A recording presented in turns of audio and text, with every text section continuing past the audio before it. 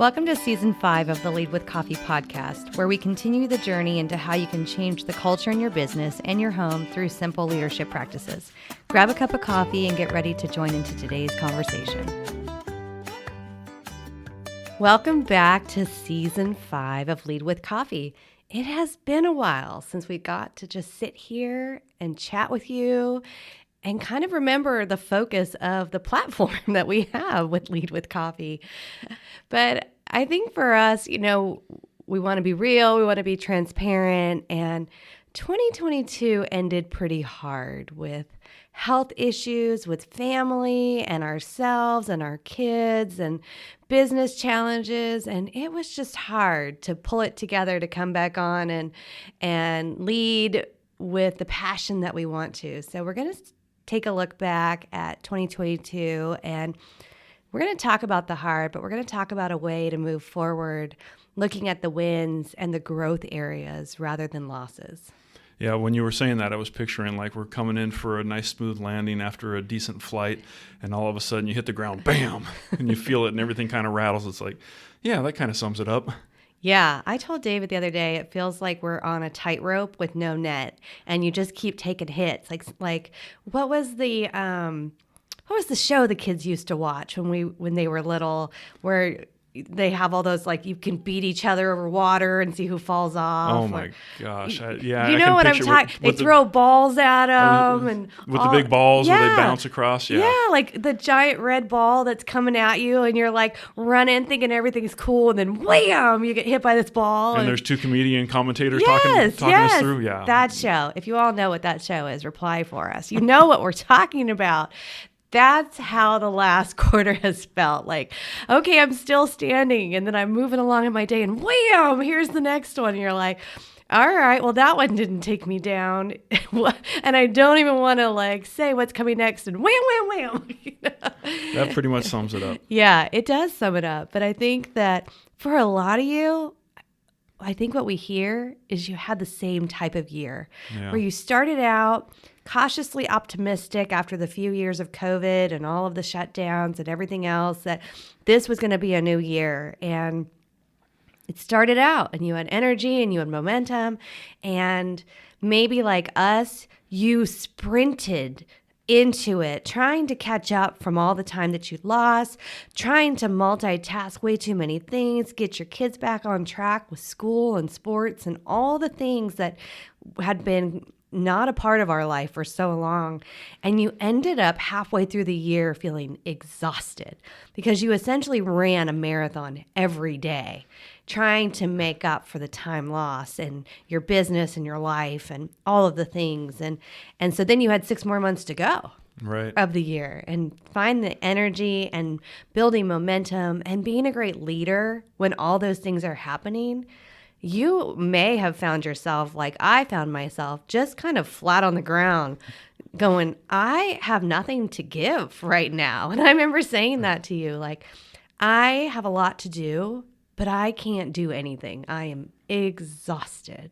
Yeah, we went into the summer like full speed ahead, like a million different things happening, and all of a sudden the projects that were spread out, everything landed right on top of each other. And then that's when the team, everyone started getting hit with COVID, and the kids, and it just kind of spiraled from there. And we came out at the end of this year still smiling and going, you know what, we learned a lot, and we have momentum going into the next year. But man, it was a pretty hard beatdown. And we've talked about the mountaintops and the valleys, and definitely there was some valley time spent this last quarter trying to just figure things out and where the business was going, and again, family and kids, and just trying to figure out where's the positive in it, and what are we learning from it, and what are we going to take into 2023 that we learned in 2022, whether it is that was cool or we're never doing that again. Right. Yeah. And if you're like us and you have aging parents that you're dealing with, or kids that you're trying to keep healthy and in school and focused and successful, when those things start to go sideways, it's really hard to be a strong leader in your business. It's really hard because you're not present, because your phone's ringing off the hook and you are trying to manage all the family things, which are our priority. We've said that from the beginning. Like, it's a family first business. It's a family first motto. And we're a small family business. Right. And so when family starts to have crisis, well, what do you think happens when all of the family run the business, right? Who's running the business and who's growing the business? And so I think that was really prevalent for us this year, of realizing that we can make this business as successful as we want it, but we have to always be prepared for the variable that might take us out. And that might be family issues. It might take us out of the office for a week or a month or consume us, right? Yeah, right. And that's the thing. I mean, definitely no time before this year was I really that concerned about our parents. Yeah. And that has certainly changed in this last quarter. And just being real, it really has. And you think they're invincible because they're your parents and they've always been there and all the things, but then you start seeing some weaknesses and some things happen. You're like, oh, and I would say that takes more mental energy out of you than running a business. Yeah. And when you're caring for both spectrums, you're caring for children and aging parents at the same time, it's such a teeter-totter because you don't have the same energy going to each one. Aging parents sometimes is so much harder because now you're realizing there's going to be grief and loss and all these things over the person that they were, who they're not anymore. And you just know them in your head to be this strong, vibrant person that's now not that now needs you to come in and intercede. And so that can get overwhelming. And I know a lot of our listeners have that aspect where maybe you're in your mid 40s and 50s and you're in the middle of both. You're in the middle of teens and early 20s for your kids, and then you've got the parents hitting their 70s and 80s, and you're just kind of starting to realize that I'm a caregiver in both directions of my life. Where's the manual for this? I don't know, but what we forgot was to care for ourselves in the middle of caring for everyone else. And like I said, flat on the floor at one point of like, I have nothing left. Oh, and I have 2 businesses I'm running. Okay, well, who's going to do all this and how? So we realized last year, I think towards the end of the year, you have to give yourself grace. You have to give yourself time that you tell your staff that they have to take. You have to say your mental health matters, your physical health matters. You need to pause. We are advocates for our staff. We are not advocates for ourselves as the leaders of the organization. But what are we modeling then if we're running ourselves into the ground until we're out sick for 2 weeks because we're just so overwhelmed? But we're saying to them, if you don't feel good, stay home and rest. You need a mental health day, take it. And we're like, we don't have time. That's so true. So I think as we look back on 2022, it would be really easy for us to just sit and wallow. But what we want to talk about today is in what was, I would say, one of the hardest years we've had together since we've been married, from the business side and the personal side with family, one of the hardest years to navigate leading a business well. Yeah, right. And dealing with the family and it's one thing. It's hard enough to run a small business. Let's be real. It is hard enough to stay motivated and keep the business and, keep the staff happy and all the things that come with it. Then you put a family on top of that, both the kids and the parents, and trying to manage all that. But in the meantime, you have a country that is dealing with, cost of living is incredibly hard. It's going higher and higher, and the politics are all over the place. So not only are you dealing with your family, your business, but now there's so much outside of it that affects it all. I mean, the prices that have gone up, the grocery store, the gas, and all those things affect it all. Yeah. And so not only are you trying to focus on the things that you know how to focus on, but now there's this other entity out there that usually just kind of runs and is fine and you can deal with it, that has really changed this last couple of years and definitely this year. And then it's like, wow, where are we going? Yeah. I think that many of us subconsciously are feeling all of these things, and it's this uneasiness and we have this in our bodies, and the rhythm that we had years ago is gone. The expectation that we could just show up at Costco and there would be eggs and water and milk and lettuce, and now those things aren't available, and there's pallets of things missing again. And it's like, it's 2023. How do we not have eggs and water? What happened to the chickens? Right. I don't know what's going on. Like, we have lots of egg ranches here in San Diego around our house, but there's no eggs at Costco. It's just a weird sense of being out of whack, where we're waiting for rhythm. We're waiting for that rhythm to come back, where what we expect to be normal in our lives and consistent returns. And I think, unfortunately, we're not going to see that for a while.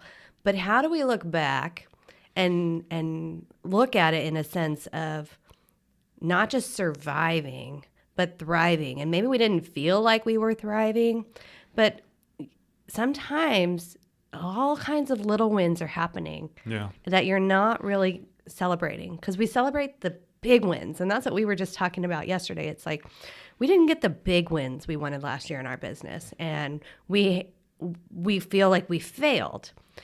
But yet there were lots of wins. Yeah. They just weren't the big one we had our eye on. And what if God's saying, sometimes it's not going to be the big wins. Sometimes it's going to be the little wins that give you the momentum that I want you to remember. That a lot of little wins might actually make your life so much better than the one big win that comes and goes. Right. And then what? Yeah, there's no question about that. You put time and energy and effort into trying to land something and it doesn't work out. And you feel defeated. You put a lot of energy into it. But kind of what Sarah and I were talking about leading up to this podcast was, there was a lot of bad things that happened last year, a lot of, maybe not bad, but tough things that we went through last year. But there was a lot of lessons learned. And how do we take that? How do we put 2022 away in a fashion in our minds that said, you know what, we learned a lot. Mm-hmm. And we're going to move into the next year, into 2023, with some momentum, and not just like, 2022, it was horrible and all these things. Yeah, there were aspects of it that were really bad, that were tough to go through. But you can change that in your mind and say, you know what, we learned some things, and we figured out some directions not to go, and it gave us, getting in this position really almost puts the fight in you to work harder in some other areas. Yeah. And I want to close out 2022 thinking, you know what, we learned a lot, we're moving on, and I'm not going to think of it as it was just the worst thing that ever happened to us. Yeah. And I think because when you end a year really hard, I know personally I got really, really sick for 2 weeks. And so you're trying, what we normally would have done in our business is start to do strategic planning, start to look forward, start to set goals, start to build that momentum into 2023. We didn't do any of that. So now this week feels really hard, being back in the office and going like, we don't have any momentum. We don't have any vision.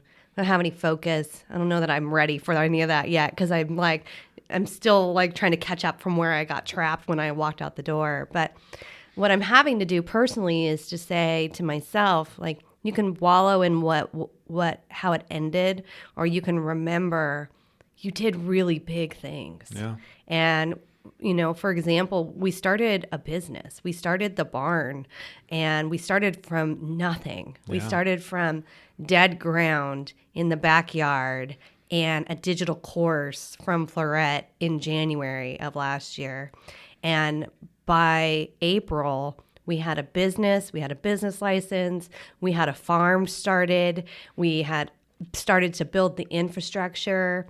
And by summer, we had a full-fledged cut flower farm. And by August, we were holding events, on-farm events, which nobody does in year one, first of all, because we didn't even know if we would have flowers for these on-farm events. Yeah. But we had a vision and we had a goal, and we weren't afraid to fail. I think that was the thing. And yes. And then, we had portions where we would have an event scheduled and people would start to drop out, and we would realize the cost of holding the event was more than we would make on the event, and having to cancel that felt horrible. Yeah. But that's business, of realizing like, I'm putting all this into it. I do have to make a profit at some point of this. Right. But just going to our first big market, all those things, it's like we, in the middle of chaos, started a business out of a passion of something I love. And it was really successful for us.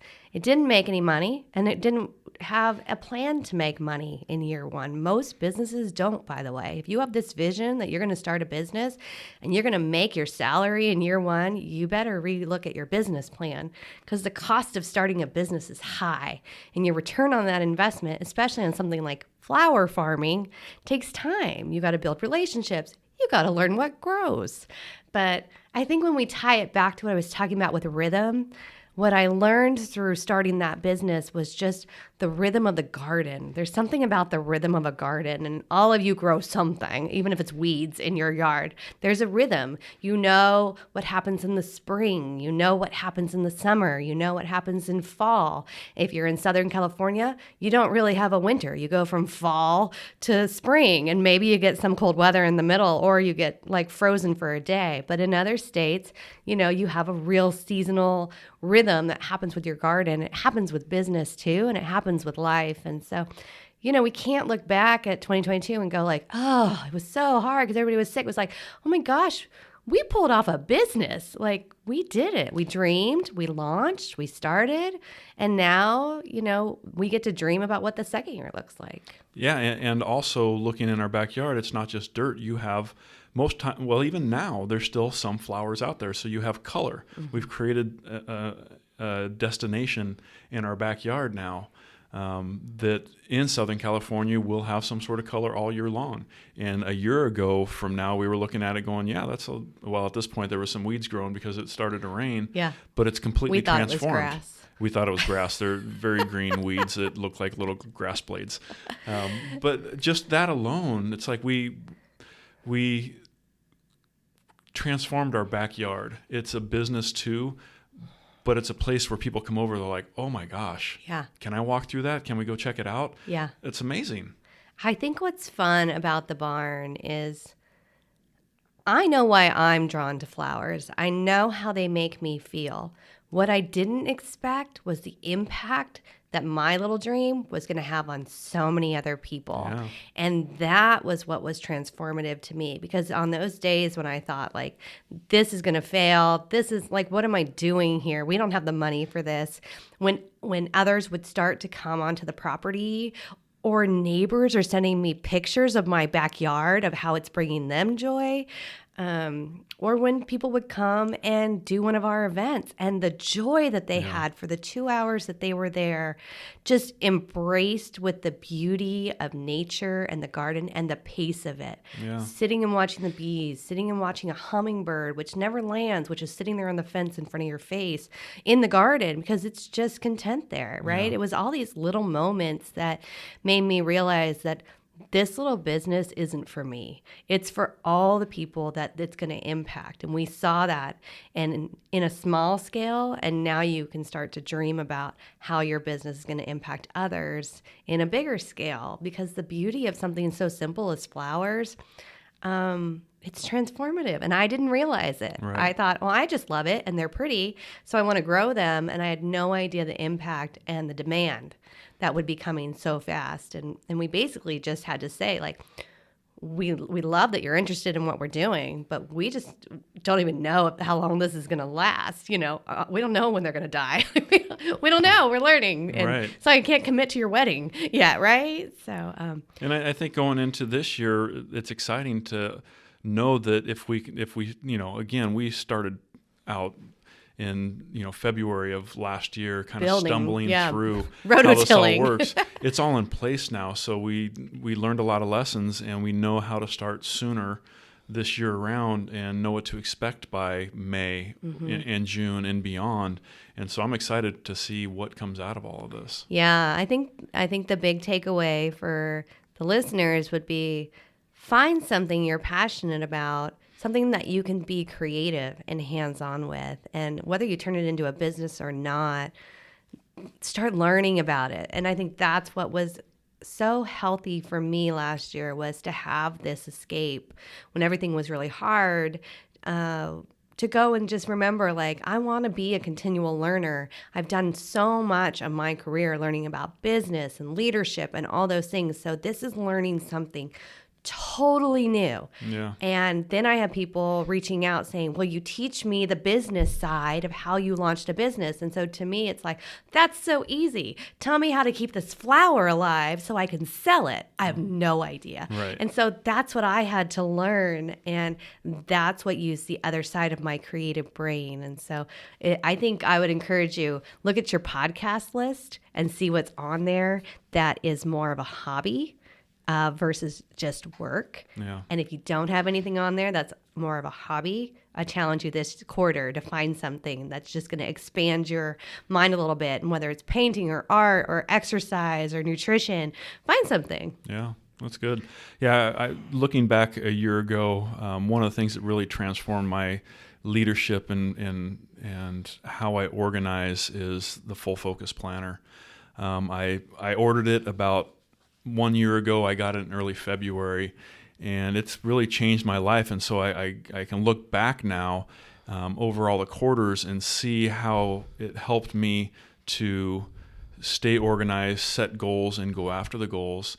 And going into this year, I feel so much more prepared going into the year of the tools that I went through last year, not only the planner, but getting involved in the Full Focus coaching and spending the time on a monthly basis going through that program. Really, again, helped me stay organized. And one of the things that we wanted to do is, what are the things that happen in 2022? And for me, because I got to do it every week, is, at the end of every week, it's like, what were your wins for the week, and what are your goals for the next week? So it was easy. And at the end of the book, at the end of each quarter, you go, what are your biggest wins for the quarter? So it literally took me 2 minutes to go through the 3 books from last year and see what my big wins were. And it's so important to have something that you can use to go back and reflect. Because prior to that, notepads or other booklets I had notes down and everything, but there was no way to really go back to reflect on what was accomplished in a monthly, in a monthly order. And so again, just seeing that the reminders of how much was accomplished. And I just really encourage, whether it's Full Focus Planner or something else, that keep that journal or business to-do list or whatever, and set it up in a way where you can go back and reflect. If you're feeling down, it's like, oh, I haven't done anything in the last 6 months. I can go back and look and be like, oh, wow, I did a lot in the last 6 months. And so having to do that for 2022, I'm like, yeah. Because I typically wouldn't remember of all the little things. I mean, it's simple things of, Jacob turned 16 and got his license and got his first car and all the things that, he's been driving for almost a year now, and Jacob's driving. We don't really think about but it helps you reflect on those moments of going to the DMV and the test and the car and all the fun, and how important that was to a 16-year-old to go back and reflect on it. So writing down all these things really mentally helps you, go back and visualize what that experience was like. This podcast is sponsored by CBSI. For the last 35 years, CBSI has helped customers navigate change in their organizations, whether they need a team to manage their construction projects or are planning a relocation to right-size their office space. With transparent communication and culture-building strategies, CBSI leads the leaders of organizations through complex projects.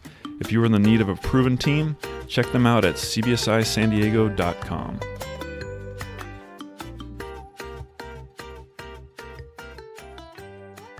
And on the business side, I think it's really easy to implement this tool into your quarterly updates, right? So you're doing your quarterly financials, you're sharing them with your leadership team, and maybe part of your practice this year is to do quarterly wins. And so that way, when you go to the end of the year, you can just pull that document back up and go, okay, here's what happened. Because it's really easy to remember the 3 months. It's not easy to remember January when you're in the next year's January. So maybe that's part of your strategic planning, where you're starting to look at your goals, and then you're looking at your quarterly, and then what were our wins this quarter. what are the growth areas, what are the challenges, and we all know that rhythm. We don't like to do it. Right. We can get caught up in projects and different things, but I think that this is part of making sure that, like we talk about a lot, you got to celebrate the wins. Yeah. And sometimes they're just weekly wins of like, we had a full team at the office this week, which just felt really rare since November. Yeah. We also tackled really big projects this year. We did. And while we didn't win all or, get the contracts in place by the end of the year of some of the big things that we had our sights on that felt like the make or break for us, we did huge things that took us out of our comfort zone this year. Right. We took on a huge stadium project that no one would have ever anticipated that we would have said yes to. And we learned a ton along the way. We taught people a ton along the way of how to do this particular type of thing successfully when coming in and providing furniture into a stadium. And then, spending a year in planning to find out that 2 days before you launch that your key player has COVID and is out, which pivoted our team and threw me into leading a project for 4 weeks on site in the middle of kid chaos and all these things, and other huge projects to where David couldn't go do it. And just getting through that and realizing that we could start a whole new division in our company when no one thought we could. Right. We could take on a multi-million-dollar project and change the trajectory of what we offer and do it really successfully if we really committed to it. And we did. And we took a team with us that said, I'm in. I'm ready to learn. I'm ready to grow. I'm ready to fail and fix it. And I think that at looking back on that, we go to the football games for this college stadium here in San Diego, and we're like, holy cow, we did that. Yeah. We pulled it off with containers and containers of millions of dollars of furniture sitting in an ocean for 45 days, wondering if we were going to be able to install them in time for the first game. And they were installed the Monday before the first game, right? Like the odds of getting them across the ocean, out of customs, through the shipping when no one could get things out of the ports of Los Angeles. All these variables that we thought, no way. We found a way. And I think that was part of the learning and growth. It was not easy, which is a part of why we're so still exhausted. It wasn't easy, but when learning and growing is never easy. But now, everyone that sees our business is like, you guys are killing it. We're like, killing it. Oh, totally yeah. killing it. Yep. You don't know that we killed ourselves. The amount of knee braces and ankle support and back braces and stuff that was going on with our team. We were falling apart at the seams. Yeah. But if you looked at us, we were killing it, right? Because we did a huge thing. And other clients, that we took on with our educational partners and our utility partners, I think that most people just assume that you have to have this giant company to be successful. And it's amazing what you can do with a team under 10. If your team is in the right place at the right time, cross-trained to jump on anything at any moment when COVID takes you out, and you're ready to go with it's not my dream, but yes, I'll do it, and I'm in, right? Yeah, and I think how much of relationships matter. Relationships, we were dealing with a city, dealing with multiple utilities that we had to coordinate with, and it was just the relationships with the people that we were getting yeses to and getting things pushed through that typically you don't, just because we've treated people so well and we've been so gracious about how they've helped us. And when you need something, they're like, okay, sure. Mm-hmm. It's not like what we used to joke around, the land of no. You ask a question, it's like no. Well, why is it no? It's just no. Right. But it doesn't make any sense. And to get past that and work on relationships with people, to be able to get things that others are just so surprised that you can accomplish. Mm-hmm. And even us in some aspects are surprised that we can accomplish, but it's about people. It's always been about people. It always is about people, whether it's our own team or our clients or just, other people that we are coordinating with and dealing with. It's like, if you treat everyone with dignity and respect, you'll get it back. Yeah. Yeah, we relied on a lot of our long-term relationships to carry our business forward this year. I think for many small businesses in 2020 and 2021, you either had projects going that could sustain you, or you shut your doors, or you laid off half your people. And we were able to hold everything really stable in 2020 and 2021 because we had partners that didn't shut down. Right. You know, the utilities didn't shut down, or the educational partners, even though they didn't have students on campus, we could still do work. We could do construction. It was an ideal time to do construction.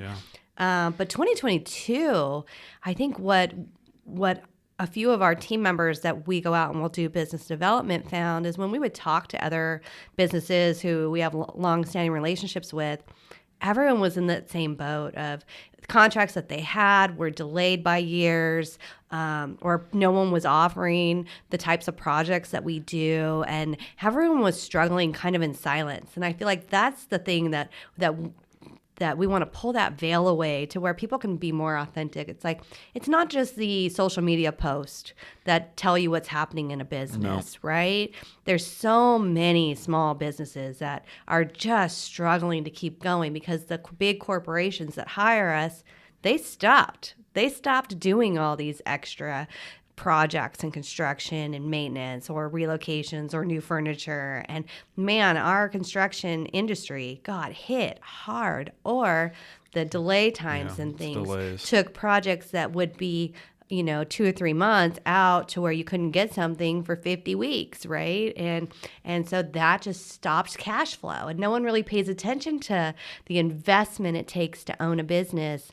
It's great when things are strong, but when your cash flow starts stopping, what are you going to do? Are you going to lay off all your people and hope you get good people in the future? Are you going to take out loans and invest in this knowing you can turn it around? Those are those hard decisions that only you as owners can make about how much risk are you going to take knowing that this is an anomaly year. Your pattern for 35 years shows that you know how to do this and get back on track. But every 10 or so years, you're going to have a hard year. Yep. And we had our hard year, and we said we're all in, and we're not going to lay people off, and we're not going to just curl up in the fetal position and say, I guess it's over. It was like, nope, we started it. We're going to finish it. And when God says it's time, then it's time. But right now, we're not feeling that like your doors are closing. It's like, you better fight. Yeah. If you want it, you better fight for it. So we fought for the projects we had. We fought for the clients we had. And now we're fighting to stay. We're back in it. We have to find something new, even if it's hard. Yeah. And we had some great leads that started towards the end of the year that we're following up now. And I think, it's one of those things that I wouldn't typically chase after, but now that I have and spent part of the last quarter really on more of the marketing side, is like, oh, we do this really well. We just don't market it. Mm-hmm. So we know that there's a need, and now we got to follow up and get those projects going. But we see the opportunities out there that I just wasn't looking for before, but we have the experience to do the work. And so that's going to be part of the important thing for 2023. What else did we do in 2022 that was pretty amazing? I was just thinking about it. Whenever we go to a big conference, something crazy happens in our world. We started Dream Big with Bob Goff in 2020 and the world shut down. And then we went to Orlando this year for Entree Leadership and had the most amazing time.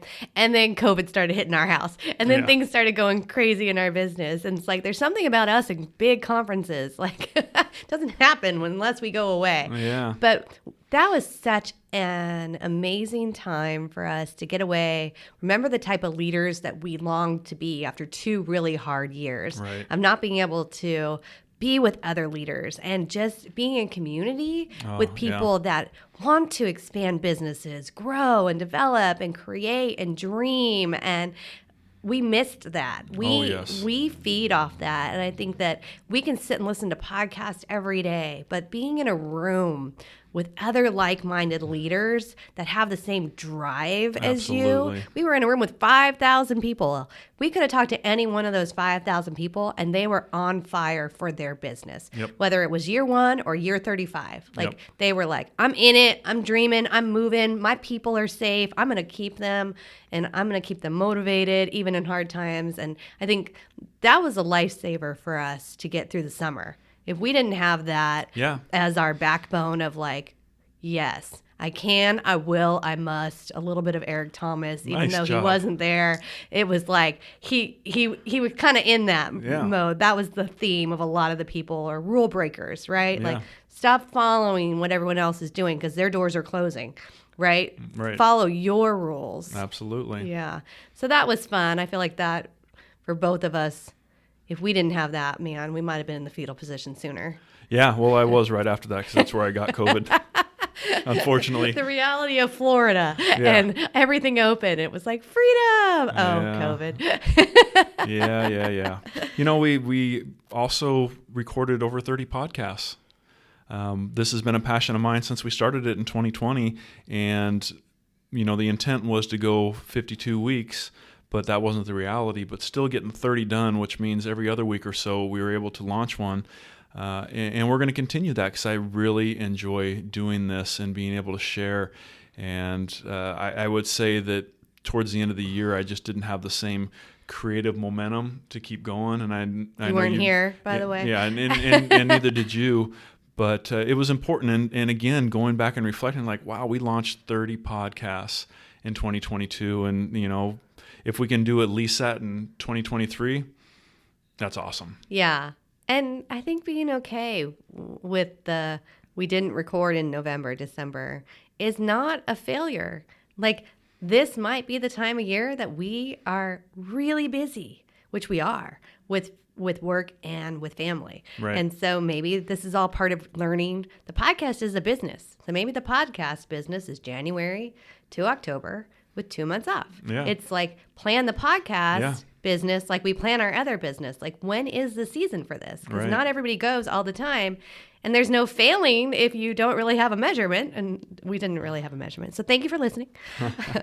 The other big one was the big guy over here turned 50. Yep. And his dream was to take our boys to our favorite place in Hawaii and spend a week there. And while everyone wasn't healthy, it was still our happy place. If we're going to be sick, we're going to be sick in Hawaii. And we spent time at the coffee farms, doing your favorite things, eating lots of poke and seafood, and it was celebrating your big day. And the funny thing is, the one thing that I really wanted was to see lava flowing. Magma flowing. And there wasn't really a lot to see. You know, you drive all the way across the island, spend the whole day, and you're like looking through binoculars, and I'm like, that's not how I want to spend my birthday. Had we gone in this last, month or so where the volcano really is flowing, blowing up, that would be different. So we just have to go back at some point. But I don't know. Watch the Netflix show about the volcano. I don't know. I don't think you're getting me to a volcano park. That is true. That is a good point. But yeah, besides not doing that for that day, we had a great time there, and hoping to get back soon. Not sure it'll be 2023. We'll see. But that is definitely our happy place. And turning 50, it's a milestone. There's no question about it. Do I feel older necessarily? I don't know that I feel any older than 49. Maybe more gray hairs. Well, it's been a hard year. Yeah, I definitely won't be growing a goatee anytime soon because it would just be all gray. I'm keeping the hair short. Lots of milestones. Lots of growth, lots of success, and again, we started off with all the hard, but then we're ending now with there was a lot of good. There was a lot of good. And you got to force yourself to remember the good, and maybe your good wasn't like big, giant things, but maybe your good was that I got up every day, I spent time either exercising or in meditation or whatever it is that made you get out of bed and say, I'm going to do it again today. Maybe that's your win. Maybe It was that simple. I've had hard years, and the fact that I get up every day and say, I'm going to keep going, maybe that's your win. Or that you're here today listening going, I'm ready for something new. I'm ready to launch a big dream. I'm ready to start to figure out what steps to take. And that's going to be our next podcast. So stay tuned for the next one on small steps to get to your big dreams, because, you can't just go at it and hit it on day one. It's like, what's that plan? What's that step look like? So stay tuned for the next one. We appreciate that you decided to hang out and spend some time with us discussing life and leadership. It would mean the world to us if you would share this episode on social media to increase our online presence. If you enjoyed the episode, please take a minute to rate it and review it wherever you listen. Mahalo!